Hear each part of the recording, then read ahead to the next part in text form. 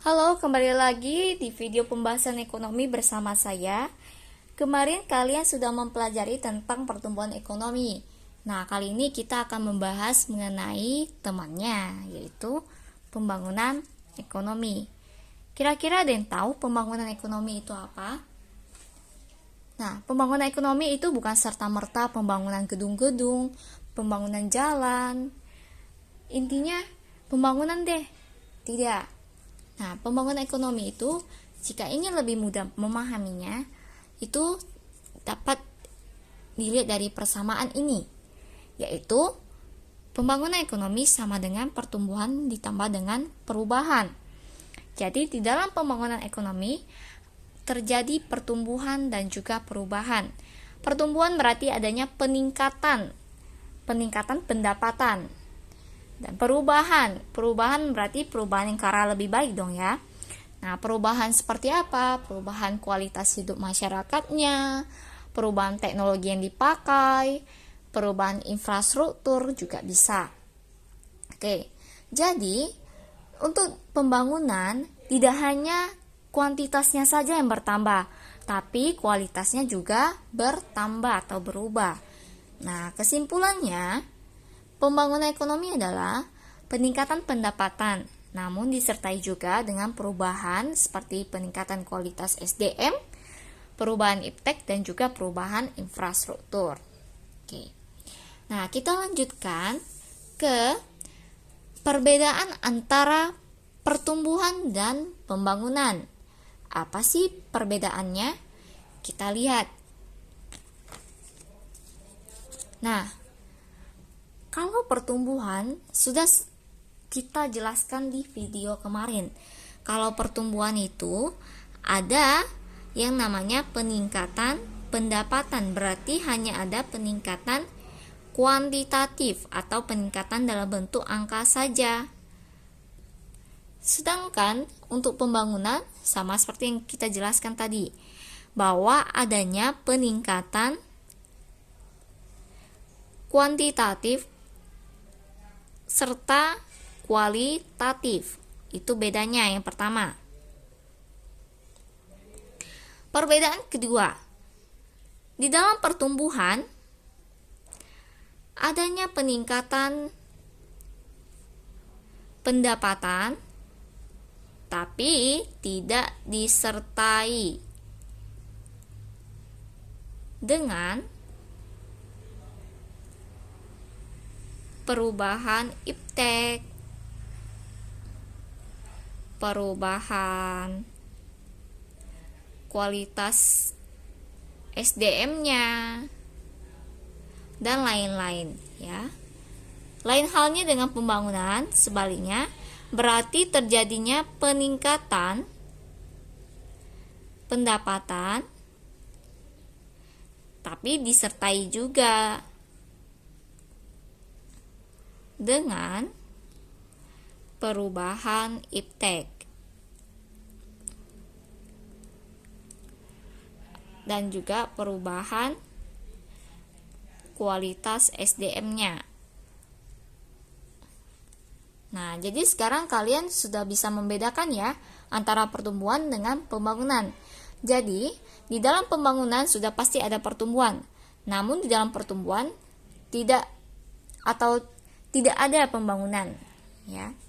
Kita lanjutkan ke apa saja sih faktor yang mempengaruhi pembangunan ekonomi. Tentu saja faktor yang paling penting adalah SDA, sumber daya alam. Nah, sumber daya alam ini tentu saja memegang peranan yang penting dalam sebuah pembangunan. Bayangkan jika tidak ada sumber daya alam, apa yang harus kita manfaatkan untuk memproduksi suatu barang ataupun output? Tidak ada. Nah, jadi dari SDA inilah sebagai faktor produksi yang paling penting yang harus ada dalam sebuah perekonomian atau supaya kegiatan ekonomi berjalan dengan lancar.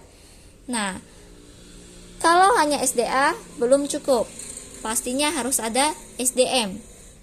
SDM ini sangat berperan penting untuk mengelola SDA yang ada.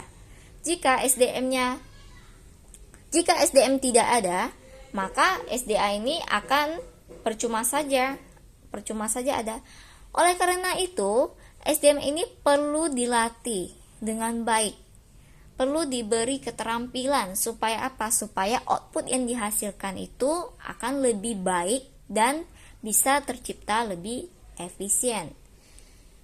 Nah, sekarang di zaman sekarang ini teknologi sangat berperan penting dalam pembangunan. Ketika ada teknologi, maka sebuah produksi itu dapat berjalan dengan lebih cepat. SDM dan teknologi bisa bekerja sama untuk menghasilkan output yang berkualitas, sehingga bisa meningkatkan produksi ataupun ketika terjadi kenaikan produksi, maka konsumsi masyarakat pun pasti akan naik. Dan juga laba perusahaan pasti akan naik, yang akhirnya dapat mendorong pembangunan ekonomi. Nah, kemudian ada infrastruktur yang juga berperan penting. Ketika jalan-jalan, pelabuhan, ataupun bandara sudah banyak tersedia, jalan-jalan sudah lebih mulus atau tidak lagi adanya jalan-jalan jelek, maka dapat membantu jalur distribusi barang-barang yang akhirnya dapat meminimalisir biaya produksi. Ketika biaya produksi semakin kecil, maka harga-harga barang itu bisa diminimalisir, sehingga konsumsi masyarakat pun bisa meningkat. Oke. Berikut keempat ini adalah faktor yang paling penting. Sebenarnya ada lagi faktor pendorong pembangunan yang lainnya. Kita lanjutkan ke indikator pembangunan. Nah, apa sih indikator pembangunan itu berhasil atau tidak? Yang pertama, kita lihat dari pendapatan per kapita. Pendapatan per kapita pastinya kalian sudah tahu karena sudah pernah dibahas. Jadi pendapatan per kapita adalah pendapatan rata-rata penduduk tiap tahunnya. Jadi bisa mencerminkan masyarakatnya sudah sejahtera atau belum. Kemudian kedua, ada indeks pembangunan manusia. Jadi di dalam indeks pembangunan manusia ini berisi bagaimana tingkat pendidikan, tingkat kesehatan, dan juga tingkat harapan hidup masyarakatnya. Ketika indeks pembangunan manusia tinggi, itu berarti mencerminkan pembangunannya berhasil. Oke, kita lanjutkan. Nah, di negara-negara berkembang seringkali terjadi masalah pembangunan. Bukan berarti di negara maju tidak ada masalah pembangunan, tapi di negara berkembang lebih sering terjadi masalah pembangunan. Masalah seperti apa? Yang pertama, kemiskinan. Nah, kemiskinan ini menjadi masalah yang paling mendasar. Ketika masyarakatnya miskin, maka kebutuhannya menjadi sulit sekali untuk dipenuhi, sehingga yang ada perekonomian pun tidak dapat berjalan. Kemudian, masalah kedua ada pengangguran. Masyarakat yang banyak menjadi pengangguran akhirnya tidak memiliki pendapatan. Tidak memiliki pendapatan berarti tidak ada konsumsi. Tidak ada konsumsi berarti laba perusahaan pun turun. Laba perusahaan turun akhirnya menyebabkan perekonomian pun ikut turun. Nah, masalah ketiga yaitu kesenjangan distribusi pendapatan, yaitu kesenjangan antara yang kaya dan miskin itu masih cukup jauh. Jadi yang kaya makin kaya, yang miskin makin miskin. Ketika masih adanya kesenjangan seperti ini, maka sulit sekali untuk mencapai kesejahteraan masyarakatnya. Masyarakat belum sejahtera berarti belum ada pembangunan di sana.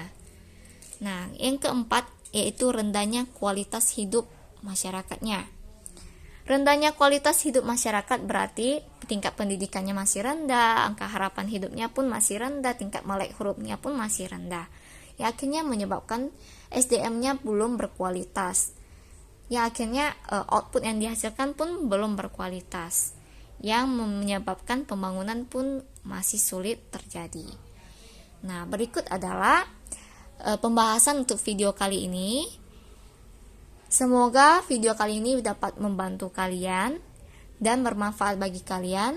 Sampai jumpa di video selanjutnya.